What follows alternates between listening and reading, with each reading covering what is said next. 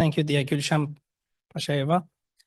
Dear colleagues, esteemed guests, it's indeed a great honor for me to address this distinguished conference dedicated to the topic of France and its role in the Armenian-Azerbaijani conflict. Before starting my speech, I would like to make a little disclaimer that what I am going to deliver is not directed against French people. It's completely the issue between the French government and its policy, its attitude towards Azerbaijan and Armenian-Azerbaijani conflict, especially after 2017 when Macron came to power in France and started its policy open confrontation against Azerbaijan. Several days ago, during the international conference, I asked the same question. Why France, a nation celebrated for its ideals of human rights, democracy, the principles of fraternité, liberté, égalité, why this nation has chosen, especially its government, the latest government has chosen a path of confrontation with Azerbaijan.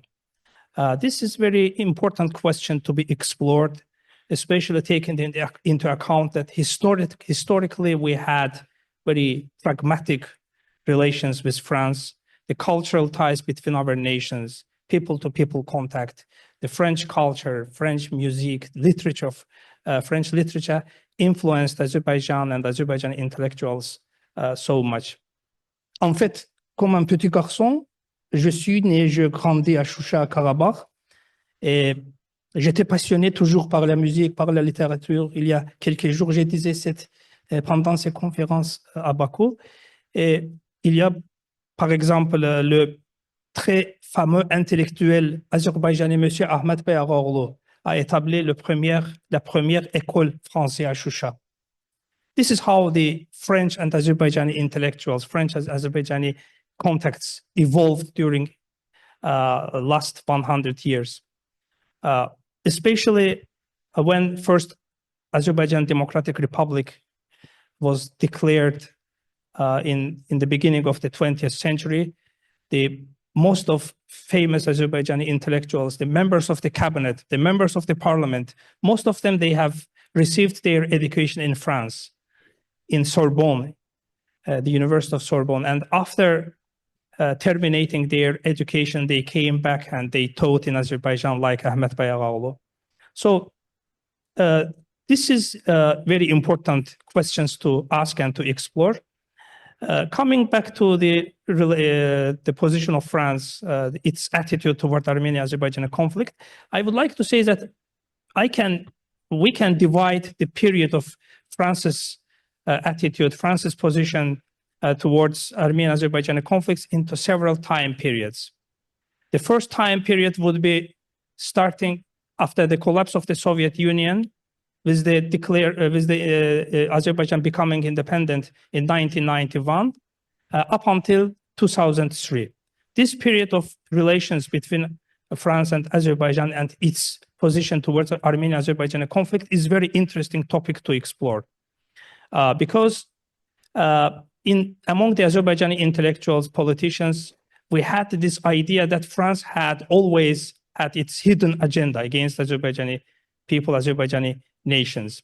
Though during these years, after the collapse of the Soviet Union, France tried to keep its position, neutral position towards Armenian-Azerbaijani conflict, but everybody knew that there was something pro-Armenian that France always supported, especially as a diplomat, as a person who experienced this during my tenure in the Ministry of Foreign Affairs. So many times I had an opportunity to participate in the meetings of the former Azerbaijani foreign minister with the French politicians, the meeting between the Minister of Foreign Affairs with the former Minsk Group co-chairs. And I always observed the pro-Armenian attitude of French politicians, especially after when Azerbaijan started to becoming more powerful, building up its economy, its army, its armed forces. And during these years, of course, up until 2003, the relations were more or less in the framework of pragmatism, constructivism. But after 2003, the new era of French-Azerbaijan relations start. Because after 2003, Azerbaijan has conducting its foreign policy, also the policy towards resolving Armenian-Azerbaijan conflict, Azerbaijan becoming more independent and more powerful enough, which irritated some circles in France, in French establishment. And also in this period, it's very important and very essential to explore the question of Armenian diaspora in France. I would like to argue that, usual common approach to the Armenian diaspora in France is that Armenian diaspora is so powerful that it can manipulate the French establishment, French political elite. It is true in some sense. Yes, I agree. They are very organized. They are very strong enough to manipulate, to pressure French politicians and to conduct their own vision within the French political establishment. But I would like to argue that those politicians in France who, by default, against Azerbaijan, they also used and manipulated Armenian diaspora in order to justify their pretext, their policy, anti-Azerbaijani policy of the French political establishment. For example, I have met, even after being elected to the parliament of Azerbaijan, I have met so many French MPs, French politicians who were justifying their anti-Azerbaijani position with the presence of strong Armenian diaspora in their constituencies. So their main justification was, you guys, excuse me, Armenian diaspora are very strong. If we do not support Armenian cause, our career would be canceled immediately. So this was kind of the position of the French politicians, MPs, especially in the European Parliament, in the Parliamentary Assembly of the Council of Europe, and etc.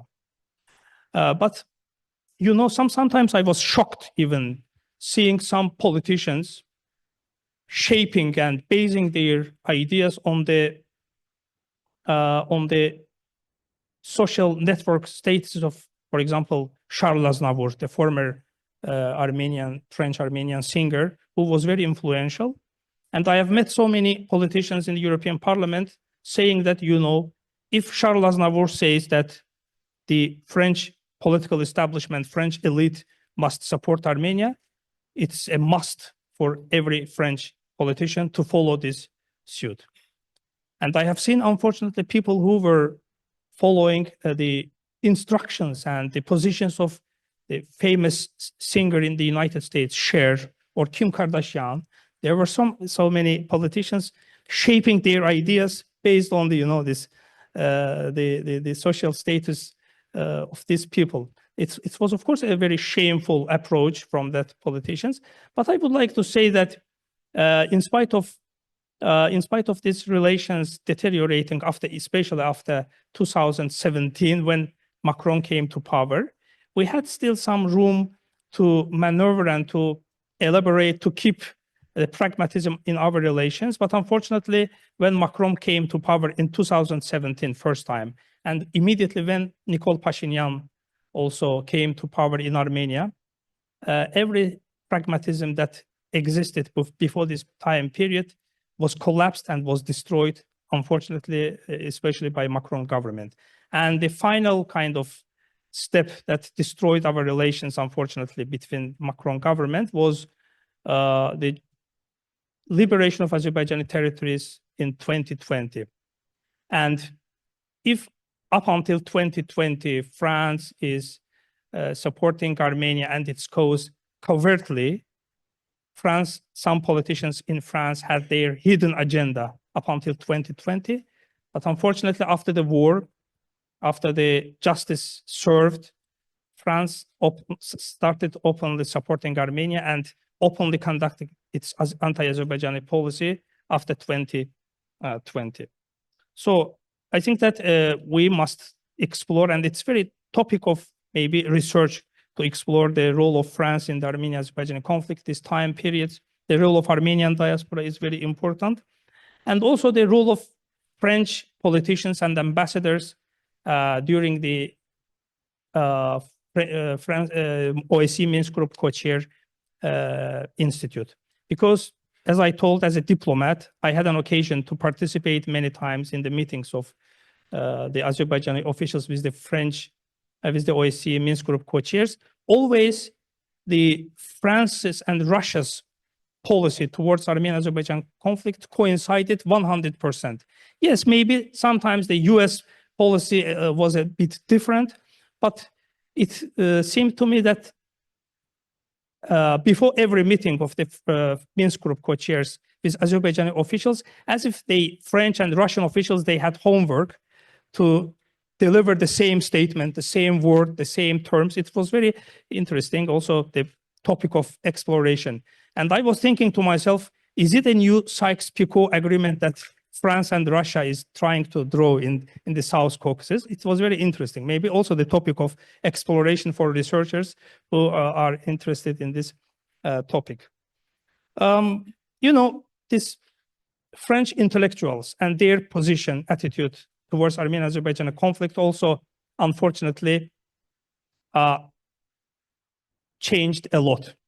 When in 1900s, so-called French intellectual named Pierre Guillard established its first pro-Armenian magazine in France, in Paris, it was kind of an alarming bell for those in France who were seeing that these intellectuals, French intellectuals, are going to invest all their energy in the Armenian question. But when in 2020, when I was shocked seeing the statement of more than 100 French intellectuals calling their government, the French government, the Macron government, take more severe action against Azerbaijan, it was very surprise for me, because I have always admired the French intellectuals, the French philosophers.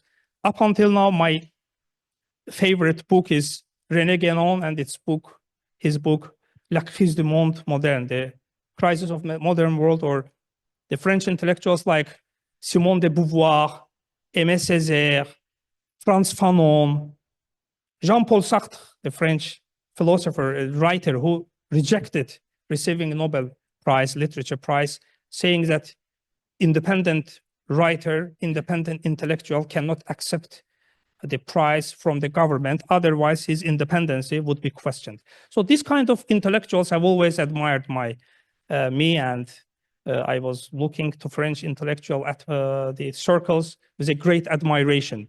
But unfortunately, seeing this statement of so-called French intellectuals in 2020 also shocked me very deeply. And I still believe that there are so many pragmatic people in France, like my colleagues, Monsieur Vallard, Monsieur Gil Mihaeli, whom I had occasion this morning to speak about French-Azerbaijan relations. So I do hope that these are the problems, especially the problems stemming coming from the Macron government, who unfortunately cannot fathom the realities that Azerbaijan created, established in the South Caucasus. You know, the question came to my mind right now. By the way, when I was a diplomat working at the Ministry of Foreign Affairs, every time that I was taking and accompanying French politicians, Minsk Group co-chairs, to the refugee camps, the word of appeasement, the word of satisfaction from these politicians were to refugees, to IDPs like myself, that you guys, don't worry, we are trying our best. We know that your rights have been violated, but day will come that justice will prevail. You know, we are trying our best, but what we can do, as if they were trying to say that there are new reality in the Caucasus after the collapse of the Soviet Union. There are new realities. You have to accept the occupation, the result of the occupation. We cannot kind of impose more on Armenia if Armenia is not willing to liberate your lands. It was kind of this kind of satisfying words, trying to make us accept the realities. But you know, after 2020 again, when we have been successfully liberated our lands from the occupation, the new realities now emerged, but unfortunately we didn't see the same approach from these Minsk Group co-chairs, from the French politicians. Again, it is completely in the terms of French politics. When I say French political establishment, it's after, especially after 2017, when Macron came to power. But I do hope that after post-Macron era ends, we will have new opportunities to restore the same historic, cultural, people-to-people contacts with France.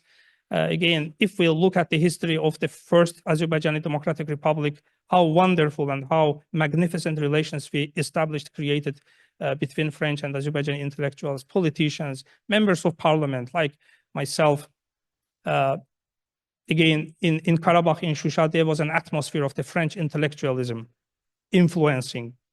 Nous étions tous passionnés par la musique, par la littérature. J'ai passé mon enfance par regardant le cinéma français.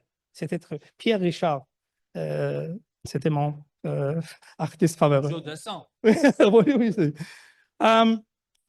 So again, I do hope that our relations will be restored. People-to-people contacts are very strong. We will do it together better, and I do hope that the past history will come back, and we will do it. Thank you.